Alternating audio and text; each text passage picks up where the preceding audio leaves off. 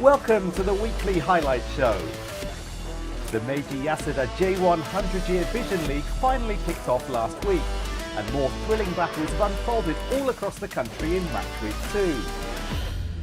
Vissel Kobe, Sanfrecce Hiroshima and Machida Zelvia were all coming off the back of midweek fixtures in the AFC Champions League Elite, with Gamba Osaka also playing in the ACL too. How would they all cope with a busy few days?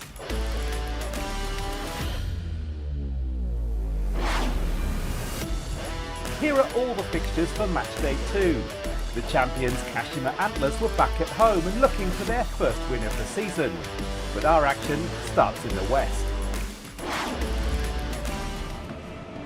Vissel Kobe defeated FC Seoul in midweek to retain first place in the ACL Elite East region.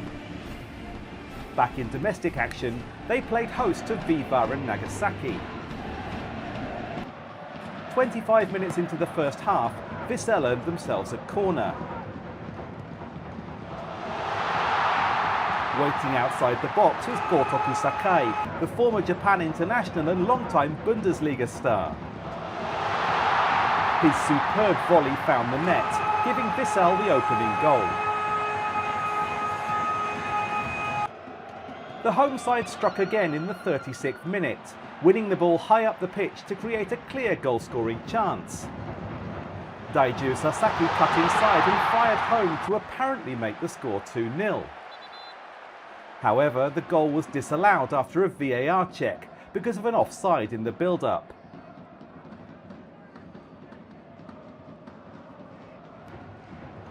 Vissel were undeterred and continued to attack.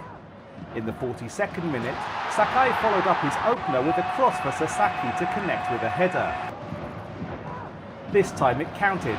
Sasaki had his goal and Vissel could take a 2-0 lead into half-time.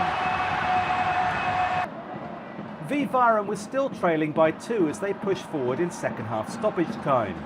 Mateus Jesus tried to add to his goal in the season opener with this powerful shot. And 2 minutes later, Tsubasa Kasayanagi tried his luck as well, but both were denied by fine saves from Daiya Maekawa. In the end, the match finished 2-0 to Vissel, who delighted their home supporters with all 3 points. Kashiwa Reysol conceded 5 goals in losing their season opener a week ago. They now face Tokyo Verdy, who began their campaign with a win. With home advantage, it was Reysol who seized the early momentum. In the 12th minute, rookie Yusuke Yamanouchi attacked from the right-hand side. 4 minutes later, Yamanouchi broke through for another opportunity. Again, the 22-year-old was unable to take advantage. But in the 33rd minute, Reysol capitalised on a mistake for Yoshio Koizumi to collect the loose ball. He finished off coolly to make it 1-0. The playmaker named in last year's J1 Team of the Season gave Reysol the lead. Verdy went into the second half behind, but got their response at a set-piece after 63 minutes. Itsuki Someno was the man to connect with Hiroto Yamami's free kick and levelled the match at 1-1. Then, in added time at the end of the game, the substitute Yuya Fukuda netted another. His powerful strike found the net as Verdy completed their comeback. A 2-1 win for the Tokyo side made it 2 straight victories to start their season. Gamba Osaka returned to domestic action just 3 days after their ACL2 match away to Pohang Steelers. They faced Nagoya Grampus, who are now led by Mihailo Petrovic, one of the most proven managers in the J-League. Nagoya created the first big chance after 13 minutes for their new signing Marcus Vinicius. But the Brazilian was unable to take advantage. For Gamba, Yotaro Meshino came off the bench for the second half and soon found himself with this chance to score. However, he was denied by a big save from the goalkeeper Daniel Schmidt. Injuries later reduced Gamba to 10 men, but Meshino had another opportunity to win the game in added time.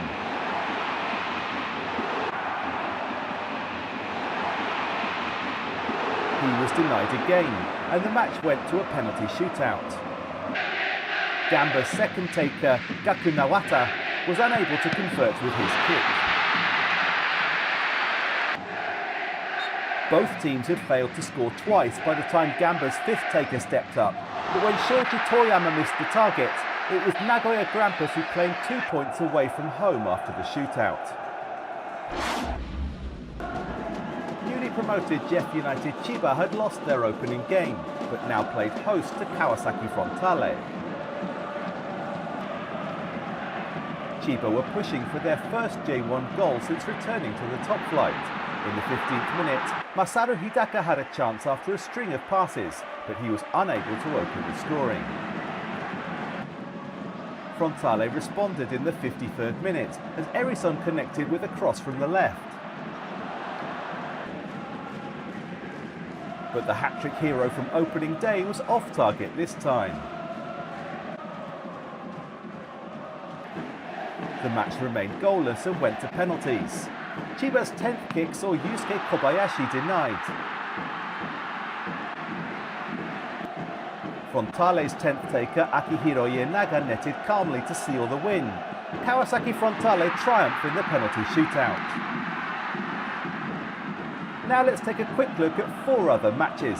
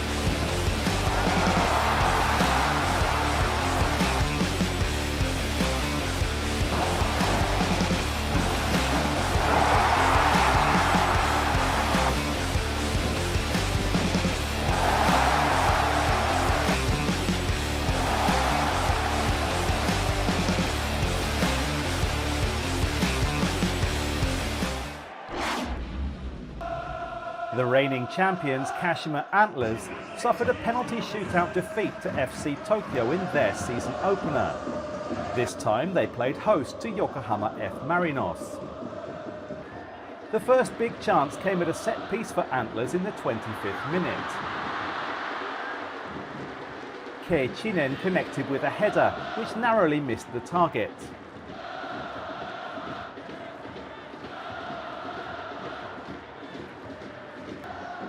Nine minutes later, Daya Tono of Yokohama F Marinos fired a shot from outside the penalty area.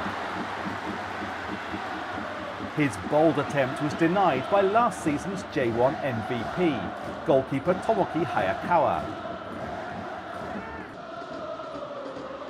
The first half ended scoreless, but in the 76th minute, Antlers went on the attack with a cross from the left finding Leo Ciara. The deadlock was finally broken.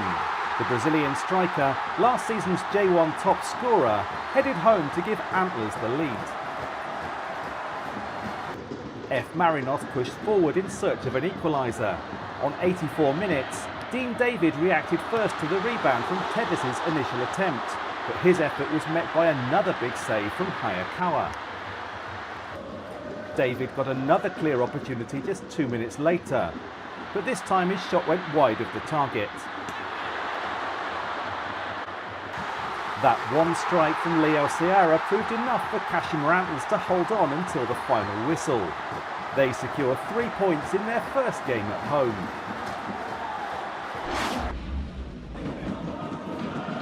The final match for this week was Avispa Fukuoka versus Cerezo Osaka. The away side Cerezo took the lead after 19 minutes, when a cross from the right found Solomon Sakuragawa. It was a first goal for Cerezo's new striker, who boasts an impressive height of 1,91 m.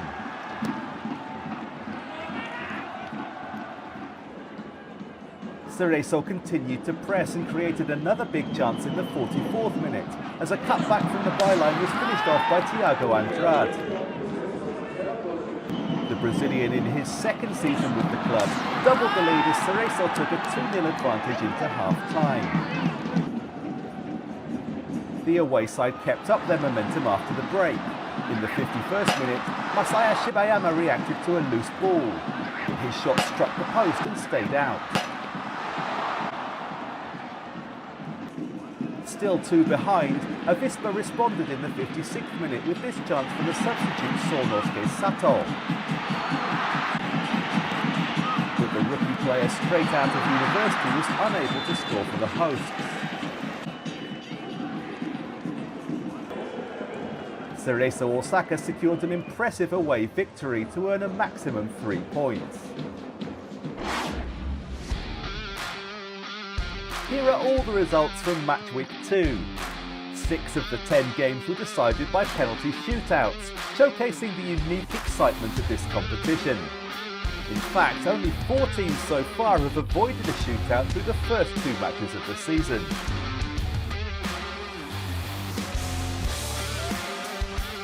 Here are the standings in the East. Tokyo Verdy struggled to 17th place last season, but they sit top with 6 points. In fact, they're the only team across both East and West to open the season with 2 straight wins in regulation time. And now a look at the West, where 3 clubs under new head coaches this season are tied on 5 points. Sanfrecce Hiroshima, Vissel Kobe and Nagoya Grampus. That's all for today. From me, Ben Madeley, and the rest of the team, thanks for watching and join us again next week.